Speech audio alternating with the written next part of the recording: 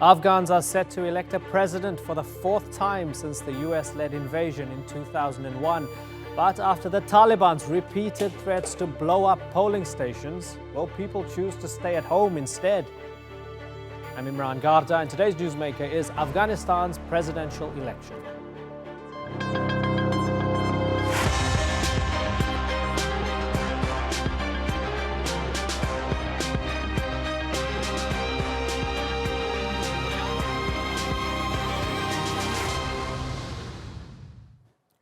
For Afghans, who are no strangers to pre-election violence, the last few weeks have been especially deadly. Scores of civilians have been killed and injured in multiple attacks, including one on a hospital, another during a campaign rally for President Ashraf Ghani, and even more following a US drone strike on a group of farmers. They were conducted after US President Donald Trump pulled the plug on year-long peace talks with the Taliban, citing the death of a US soldier in a suicide bombing as his reason for leaving the table. Ghani says elections need to happen before talks can resume, while others argue peace is paramount and the choice of who governs should come after that. But after nearly 2 decades of war, the real question is, will whoever wins be able to do the one thing nearly everyone in Afghanistan wants? End the war. Adam Pletz has more.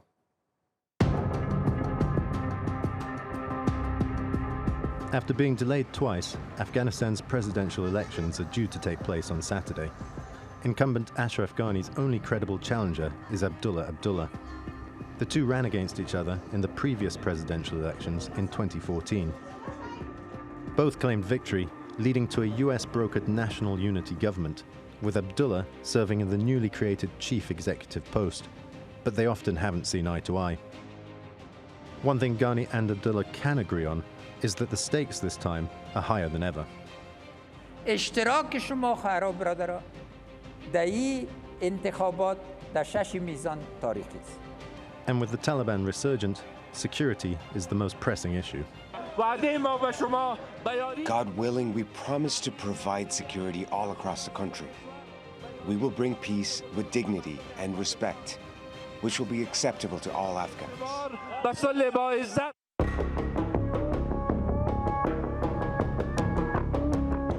The Taliban openly aims to sabotage the election, and the campaign period has already been marred by violence. In response, the Interior Ministry plans to deploy 72,000 police officers to protect voters. We are responsible for a safe and sound environment for our people across the country to come and vote. But 1 in 3 polling stations, many of which are in Taliban territory, will not be open.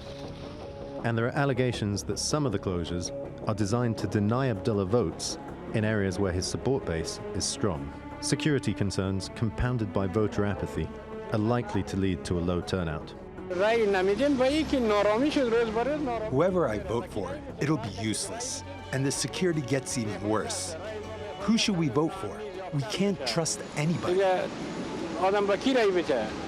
The winner will have to deal with the consequences of the derailed US-Taliban peace talks, and ultimately find an accommodation with the Taliban, which refuses to negotiate with any Afghan government until the US leaves.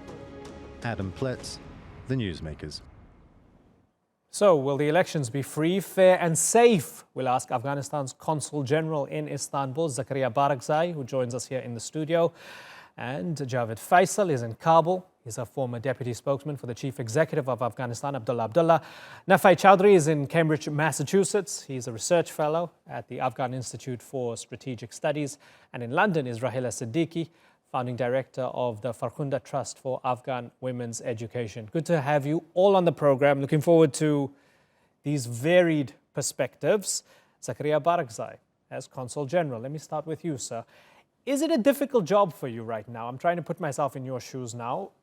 Ahead of these elections, trying to be optimistic about this democratic process when it's marred by violence and people maybe not showing up at the polls because they might get blown up by the Taliban. Bismillahir Rahmanir Rahim.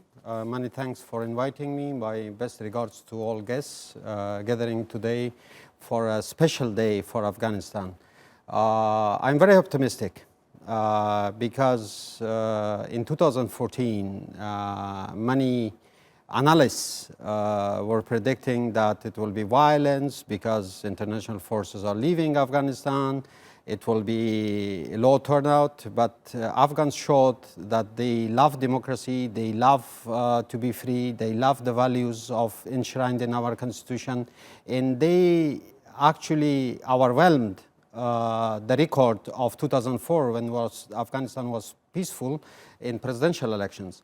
And this time around, Afghanistan is preparing itself for landmark elections. Okay, but let's grant you that. That day was better than expected. But can you honestly say that everything between that day in 2014 and now was a success and an example of democracy in action? I will not repeat what you already know about the formation of national unity government as a result of election crisis, but there are lessons learned from that, and we have institutions. We have Independent Election Commission of Afghanistan according to Article 156 of the Constitution who supervise the elections. We have Independent Complaints Commission, Electoral Complaints Commission, elected by all presidential candidates. And we have security forces responsible for security of vote. I'm very confident that tomorrow, by the help of international community, and particularly I want to quote Mr. Yamamoto, the Special Representative of United Nations, Secretary General of United Nations to Afghanistan to Security Council, that any attack on polling centers will be considered as war crime. So because of that, in the last 2 days, there were no incidents, and I'm hopeful that millions of Afghans will come and vote again. Okay, curious to know if that means anything to the Taliban, if whether being called war criminals or not means anything to them and might deter them. We'll have to wait and see, and we have to hope that they don't attack anybody at the polls. Rahila Siddiqui, is this election at this time worth all the trouble? This election is, I don't see it as a trouble. I am an optimistic women rights activist and social activist. Nothing is taken for granted, but I don't want to say that it will be trouble for Afghan people, because Afghan people, with all the trouble, they wanted to, they want democracy. They wanted to come for the elections, and over 9 million people have been registered for vote. And if I can tell you one example from Herat, almost 3 million women even been registered for vote. And in Jalalabad, where the a very not a very security area, but around 200,000 women has been registered for vote. So that means the people of Afghanistan and the citizens, they do like to see democracy, and the election is one of the pillars of democracy, right. And therefore they wanted to see that practice. 2 optimists out of 4 so far. Javid Faisal, there are those who say, well, why don't you sort out the peace process first? Get peace so that you can have a proper vote, that you can have a proper democratic process unhindered by the current insurgency and the current war. Are you one of them? I think you should also add me to the list of the people who are optimistic. So we could be 3 out of the 4 here. We have a majority. The election is set. I believe the Afghan... Yes, it's a good sign for Afghanistan. We have the majority. At least us Afghans, we believe this is a good way that we have undertaken. Let's hope there are positive coming out of the other people too.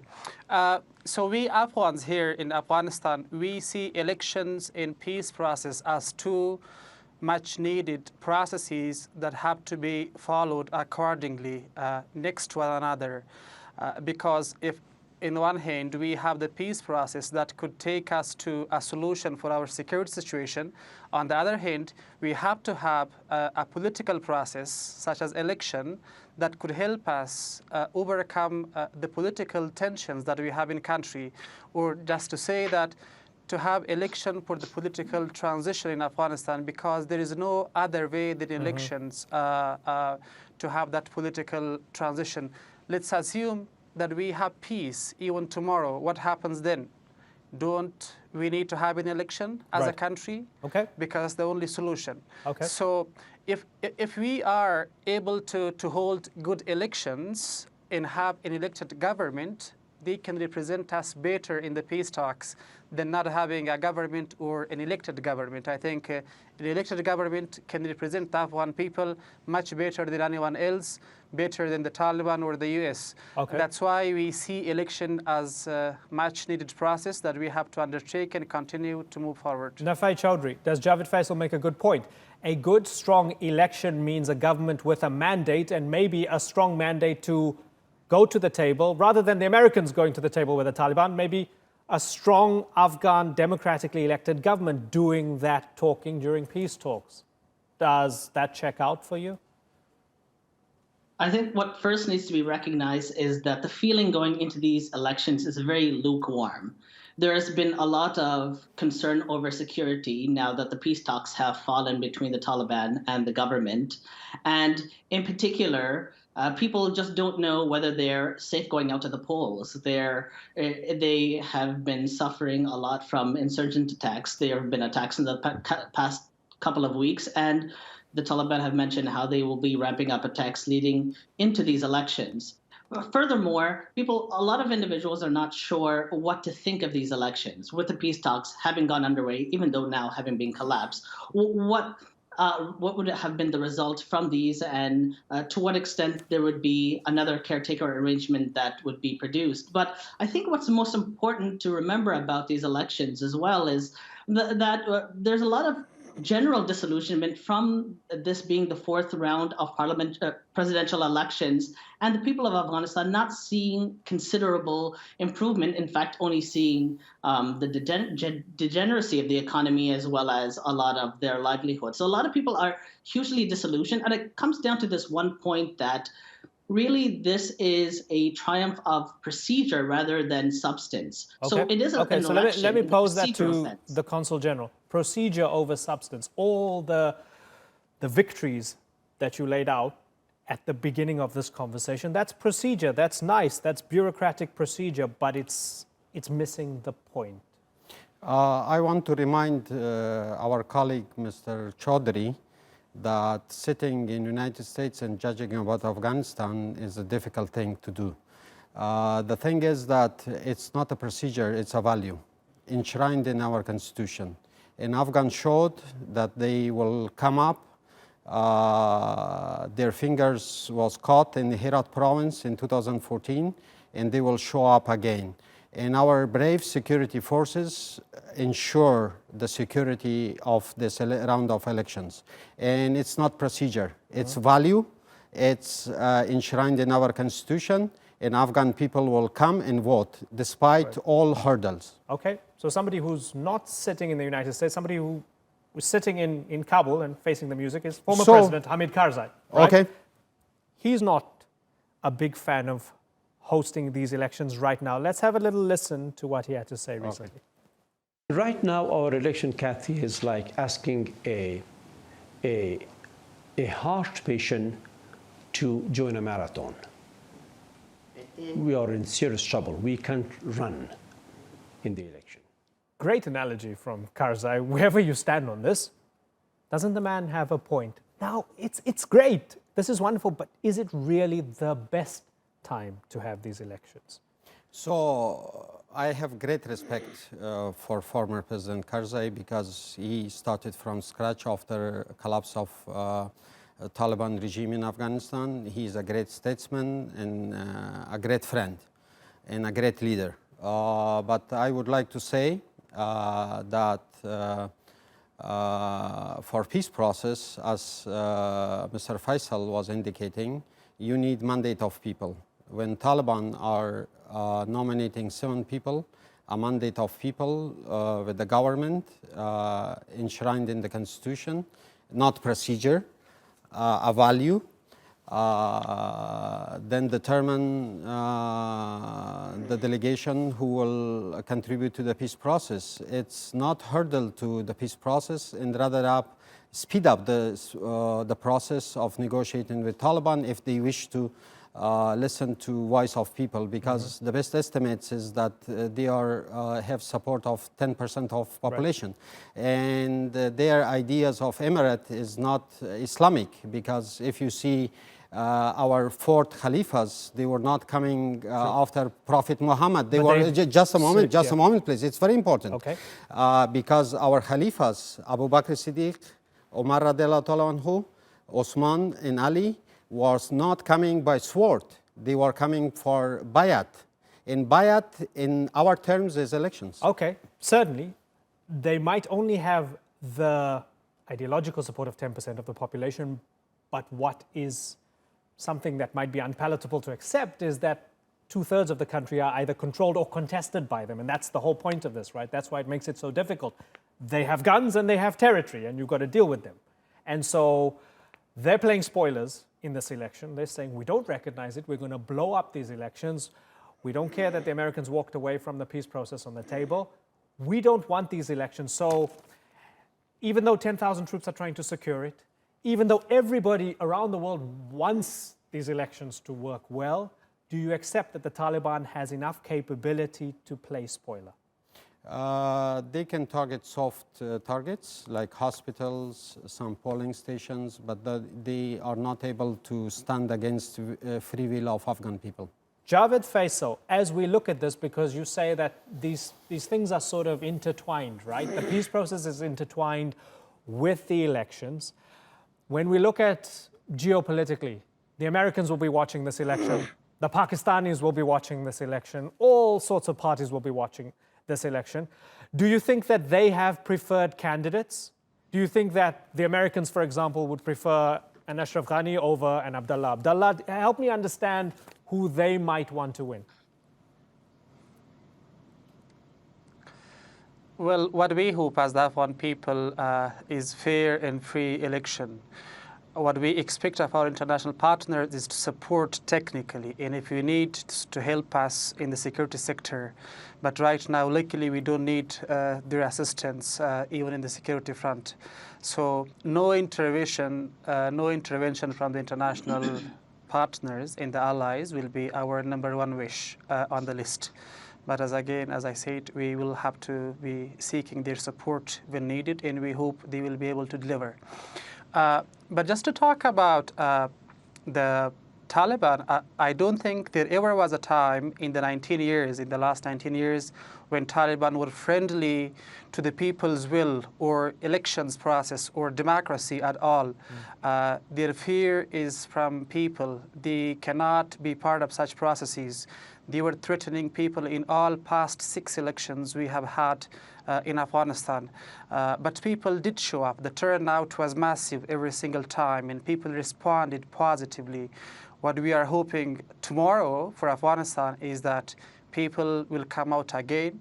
People will go out to cast their ballots and answer Taliban in this nice way, because we know it's a need. The Afghans know it is a need. Even former President Karzai knows it's a need. And he knows, like, during his time back in 2009, the situation was even worse. But we went to the elections because there is no other way around. And when we talk about values or when we talk about procedures, even call it a procedure, it's still a need for the country. Understood. We have to hold this. And even if you go to the peace talks, let's say that there is a progress in the peace talks, but there is no will from the Taliban. So why not hold something that is a reality than the fear that does not exist? Right. Okay, good point. Rahila Siddiqui, who do you want to win? Who's best equipped to move Afghanistan forward?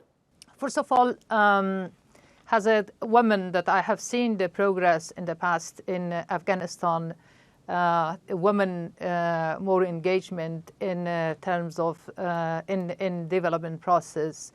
The women that they have been in different positions in first time in the history of Afghanistan in the last decades, particularly in the last 5 years, I have seen I have to be honest to say, on the basis of the progress of women as a women rights activist, that women has been in different positions, from deputy ministers to ambassadors to different diplomatic places, positions. Women of Afghanistan would like somebody who is very capable technocrat to help the country in a way that not only in the locally but internationally support Afghanistan. Being able, we need a capable institution for Afghanistan to increase capability in the country for the development process. Okay. And therefore, among any of them, any technocrat who are capable and that who are acceptable for the citizen and to vote for him. Right. Unfortunately, there are no women candidates. Right. So for him, I would say, I would say that should be respected by the citizens and all the other candidates as well. Okay. Nafay Choudhury, at this particular time, we have the U.S. Secretary of State, Mike Pompeo, saying we stand against those who exploit their positions of power and influence to deprive the Afghan people of the benefits of foreign assistance and a more prosperous future. At this moment, the U.S. talking about corruption, talking about the Afghans not using the money well, not using the aid well. Why is Pompeo doing that? Why is the Trump administration deciding to play that card right now? There's been a lot of talk as to what it means that the United States has pulled out of these peace talks. I mean, has it been a strategic move on the part of the United States, or was it just a rash decision made by President Donald Trump? And we can't really read into that. What we do know is that there is disillusionment, and I wouldn't consider myself a pessimist, as some of the other speakers might imply. Rather, unfortunately, I'm more of a realist. I look at the statistics and I try to see what the trends are in elections. And we look at the 2004 elections, there were 70% voter turnout. It plummeted down to 33% in 2009, and it went back up to about 50% in 2014. But one consistent finding was that all of the candidates had to draw into their ethno-linguistic networks, and that's where you ended up having a lot of the votes. And so when we talk about triumph of procedure over triumph of substance, what it ends up meaning is that you don't have elected officials that cut across a broad base of voters. Rather, they're largely being supported by their own patronage networks, and that's the problem that the country faces. Okay. And so when there are claims that their money is not being spent, a lot of that has to do with the opaqueness in the actual government institutions. And that's an interesting one. Yeah, certainly. And I want to jump in here for a second because we have 2.5 minutes left on the program. And I have one more question for the Consul General. It's something we've discussed on the show before. We've had, Ahmed Wali Masood in the past also discuss about how he's unhappy with the system of governance and he feels that certain ethnic groups are preferred over others and so on. It's almost a separate discussion that we'll have again another time. But Zekria Barakzai, so we heard from Pompeo. We also saw you had a little snapback on Twitter at the US ambassador, talking about USAID. At this moment in time, the US has pulled out of peace talks with the Taliban. They're talking about suggesting the Afghan government is corrupt. They're suggesting the aid money is not being used properly. Are you disappointed in the United States? Not at all, because United States is a country of institutions, first. The second is we have the Trump administration South Asia strategy. The centerpiece of that strategy is peace in Afghanistan. It's not only for Afghanistan, but for the entire region. Tweets, okay, sometimes some people are tweeting. You seemed a bit angry in your response. Yes, because we value the partnership with the United States, and United States have been the largest contributor for funding our elections among foreign countries. But the thing is that the free will of Afghan people is very important. In the silence period, 40 hours before the elections, a tweet can actually signal something wrong. And I think that it's painful in any country, like about Russian interference in US elections in a sovereign state. We value our partnership, and I hope that our partnership, strategic partnership with the United States will go ahead and strengthen day by day. The Americans, the Pakistanis, and maybe to a lesser extent the Iranians and others are all watching closely. Your message to all of them is what? Let the Afghan people to decide their future. And do you think that they haven't let the Afghan people decide their future in the past? I will urge them to let the Afghan people to elect their leaders and their destiny. Well, it's a massive day ahead for the people of Afghanistan. And I apologize, time is our enemy, because I'm always annoyed that we always don't have enough time to give everybody as much of an opportunity as we'd like. But I thank you all so much. Zekria Barakzai, Nafay Choudhury, Javid Faisal, and Rahila Siddiqui. Great pleasure having you all with us here on The Newsmakers. Thank you. And thank you so much for joining us here on The Newsmakers. Bye-bye.